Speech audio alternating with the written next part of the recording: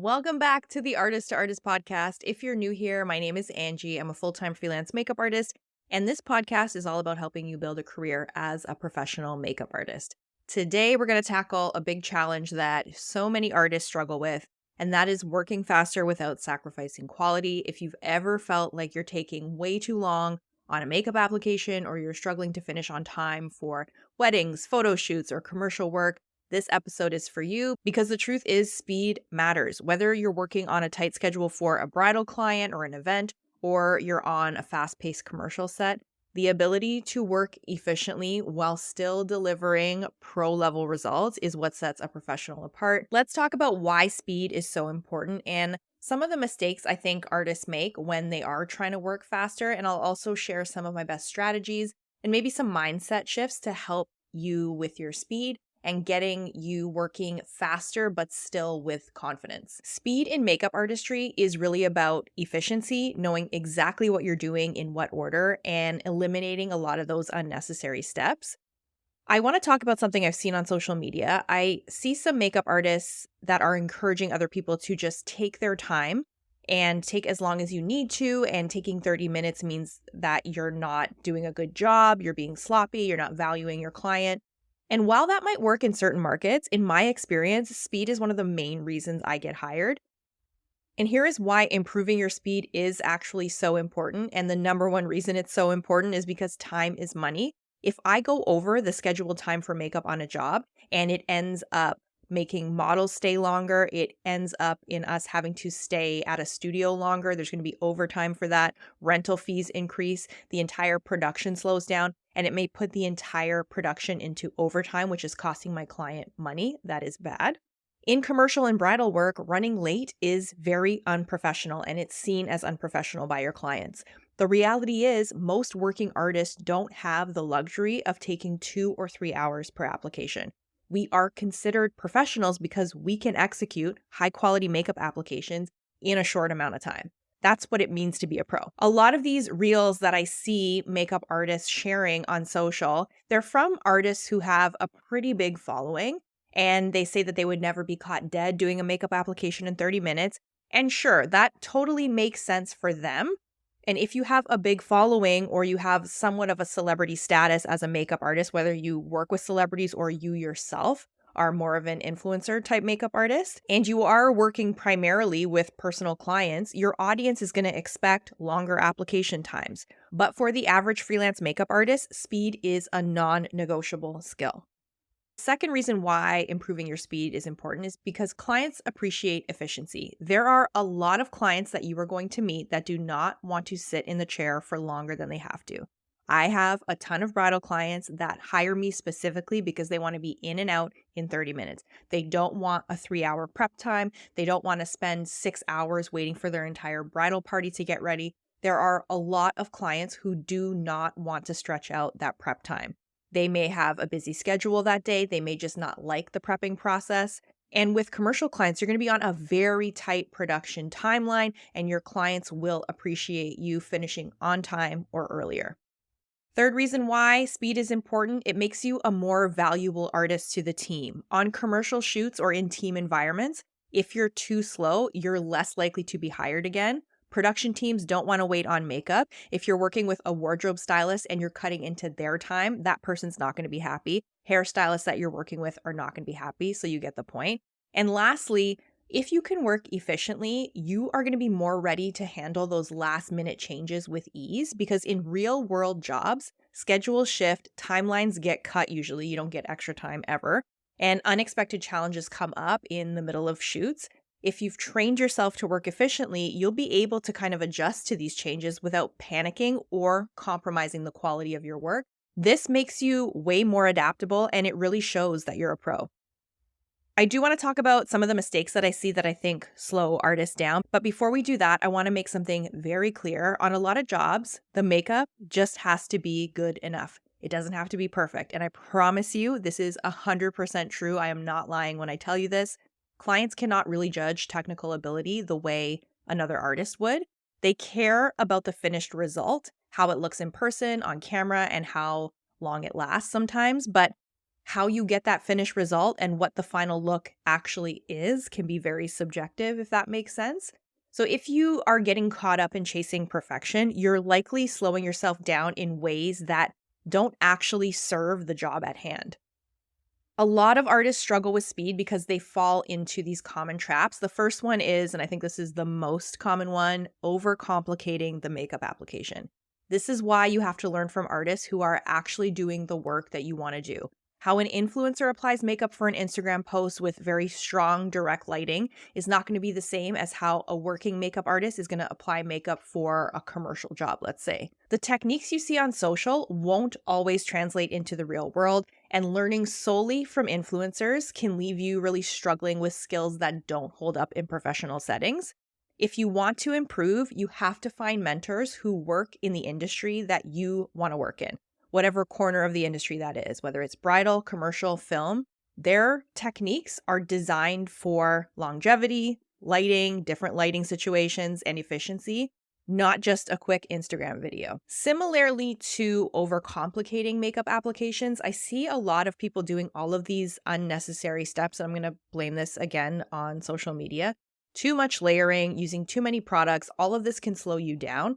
If you can get the same effect with fewer steps, you should do that. I'll give you an example just from the work that I do. If I have a talent in my chair, or let's say 5 people that I'm working on that day, and they're all women, and they have to just look like they're going to the grocery store or to the bank, and it's a commercial for, let's say, a corporate client. Do I need to have layers of contour, concealer, bronzer? Is this actually necessary? Are they going to look the way they need to look on camera? Probably not. So there are certain steps in there that I'm going to skip. A lot of the times when I am working on the job, whether it's a campaign for a beauty brand, whether it's a commercial for a restaurant, or I don't know, like a car dealership, you have to step out of yourself and pull yourself out of any habits you form that may not be serving you, things that you've seen on social. You kind of have to unlearn all this stuff, and you have to look at the situation and task at hand. How much time do you have? What do they need to look like? And how fast can you make this happen? That's part of what doing this job as a pro actually is. You have to connect all these dots, and you have to do this in a time frame that works with the rest of the production, because these things are a team effort, and there's other people that you have to take into consideration on that day. Another mistake that I see is artists not working with purpose. If you're hesitating between steps, or you're constantly second guessing product choices, this is all going to amount in you wasting time. But helps to have a clear game plan before you even touch the face. I like to take a couple minutes before I start my applications to really look at my talent. I'll pull up mood boards, pictures, anything I have on my phone. I'll just look up inspiration on the spot if I need to. And I'll create a rough game plan in my head of how I'm going to do the makeup application and go from there. This game plan actually makes a big difference in terms of how fast I can work versus just starting a makeup application with no strategy. Not organizing your kit properly is another one. If you're constantly digging through your kit looking for products, you are adding a lot of time to your makeup application. Your setup should be intuitive, it should be efficient. And that is something you can actually practice at home. You don't need to be on set to do a walkthrough of your kit or your station setup. You don't need to be on set to organize your kit. So this is all stuff you can work on before you get to the job to actually help with your speed when you are on set. A lot of artists do not practice under time constraints. And if you only practice at your natural pace and never challenge yourself with a timer, you'll never learn how to work faster.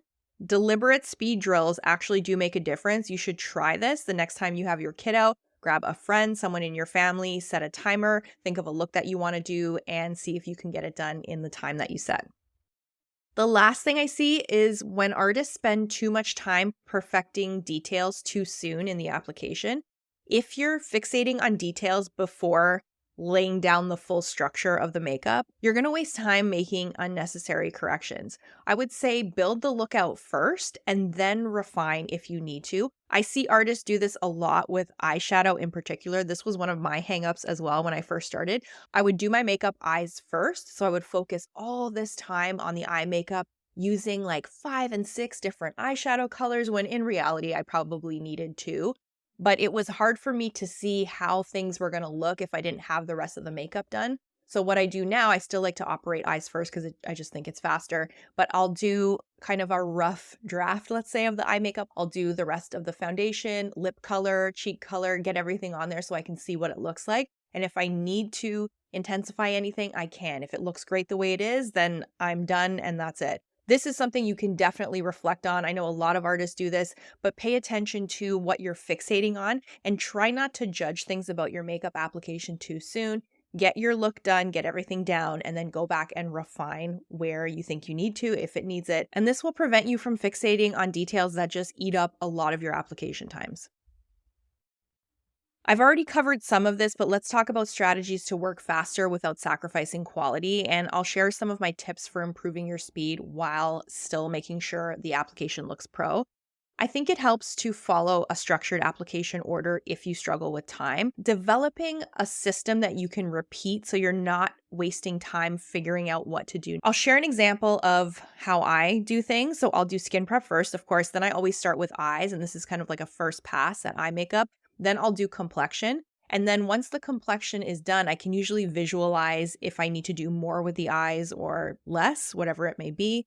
And then I'll do brows after that because I don't like to do brows too early because sometimes they can be too dark. Sometimes they cannot be filled in enough. So I like to do it at the end. And then lips, final touches, just because doing lips sooner than right at the end of your makeup application, clients just eat it off or they drink water or whatever. So it's just a waste of time. But that's the structure that I usually follow. So you might want to figure that out for yourself. Whatever seems natural to you, that's going to help you work faster. The next thing that does make a huge difference, using more multitasking products in your kit, a cream blush that is also a lip color, a self-setting foundation that doesn't need layers of powder. These things all help you work more quickly. So choose products in your kit that really streamline your workflow, regardless of if they are trending or not. The next thing, and I talked about this already in this episode as well, is just setting up your station efficiently. Arrange your kit in a way that makes sense. Clearly labeling everything helps so much. I know it seems obvious, but it eliminates the amount of decisions that you actually have to make when you're working, so you can free up your energy and focus on the actual application and not just scanning your station for something, because these little seconds add up, especially when you have a very short time to do makeup. Next up, think about the brushes and tools that you're using. Bigger, fluffier brushes can obviously blend things faster. Sometimes a damp sponge can be faster than a smaller foundation brush. You want to work smarter, not harder. If you have a product or tool or something in your kit that is causing you nothing but hassle, get rid of it, get it out of your kit. You don't have to make any product work that doesn't work for you. I talked about this too, and I just want to mention it again. Practice with a timer. Set a realistic time goal for different types of makeup applications that you want to practice. Try finishing in that time. You don't need to rush through and beat the timer, but just so you can understand what it feels like to work at a faster pace. The next suggestion I'm going to make for you, and this is something that sometimes does come with experience, you have to know when to move on and when to call it. Some artists will waste time just tweaking and fixing things that don't need fixing. And a lot of times when we're working, done is better than perfect, because there really is no such thing as perfect, and done is what you're getting paid for. You have to know when something looks good enough. Stop what you're doing, move on to the next step, or just move on entirely. Get your talent out there on set, move on to your next makeup application. I talked about practicing with a timer so you can get familiar with the pace of what a faster makeup application feels like, but there's other things that happen on the job that kind of alter how you feel when you're doing these makeup applications. So not only do you want to practice with a timer, but you also want to practice in different lighting with different station setups. Sometimes we get a big table, sometimes we get a small table to set up on.